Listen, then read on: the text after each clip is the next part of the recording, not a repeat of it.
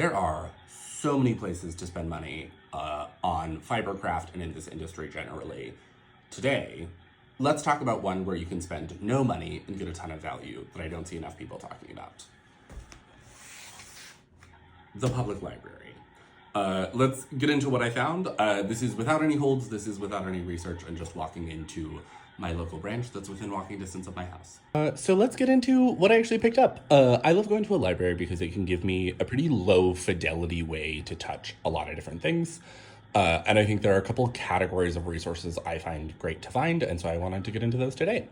First off, I think that there's kind of a misconception a lot of times in fibercraft and how it's talked about that it's like in a creative realm and it's not necessarily in engineering. Whereas I think like knitting, weaving, crocheting are like pretty complex engineering using unconventional natural materials. So I thought starting a little bit higher level, something that's going to be about more structural engineering, unconventional material usage could be fun inspiration to look at. Getting into more knitting specific resources, I think libraries are great because you can find intro materials that are going to give you basics of how to go about doing this, how to get into it, pattern inspiration, ideas of kind of more simple stuff. Where if you take and leave some of this, or you know that long term, like a beginning knitting resource isn't worth you buying, I think having it from a library is a really great way to get a lot of people in on something like this and not immediately have to find someone to gift it to. If you want to specialize more, so if you're looking for, in this case specifically, mittens or like a realm of knitting, I think this can be a good way to look at a ton of patterns without having to buy any of them individually and cross-reference a lot of different patterns so you can find something that might work well for you versus going through Ravelry and being like, okay, I see these projects, I see these finished things, but will it be something I actually want? Is it a level of effort that I want to get into? And you have that available for you.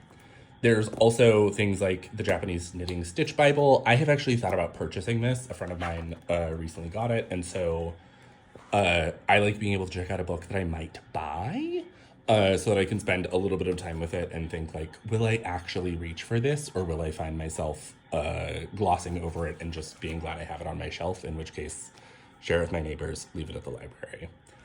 And then mine and Erin's favorite category of books you can find at the library, at yard sales, things like that, are specific eras and specific kinds of crafts.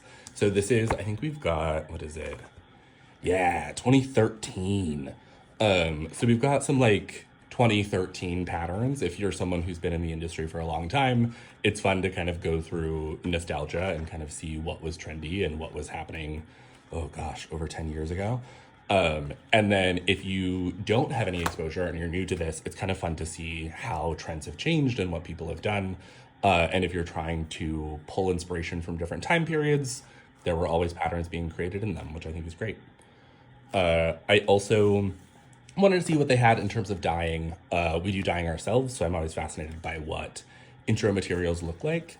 And to be totally judgy and rude, a lot of these things, not calling out either of these books, a lot of books like this are made by like book packaging. So they're not necessarily individuals who are super inspired and super interested. It's more people who are approached by companies who want to sell a kind of book. So things in this realm I always find fascinating, both as someone who is teaching new people and seeing how they break this down, and also how reliable of a resource I actually think they are. And then personally, I always like going for stuff that's a little bit out of my own comfort zone. I have zero felting experience. And so seeing what's out there, I think is funny. I've like been around it. I know like the mechanics of it, but thought it could be fun to look there. And then similarly, I have delusions of actually sewing garments. I don't really do it. And I don't know that I would throw money at something called Scandi Wardrobe, but I do think it's funny and interesting to see. And I'm sure there are great garments in here, and this is just maybe not like my general aesthetic. So I think it could be fun to look at construction for other styles and other visuals that maybe aren't my personal style, so I can pull inspiration and see what other people are doing.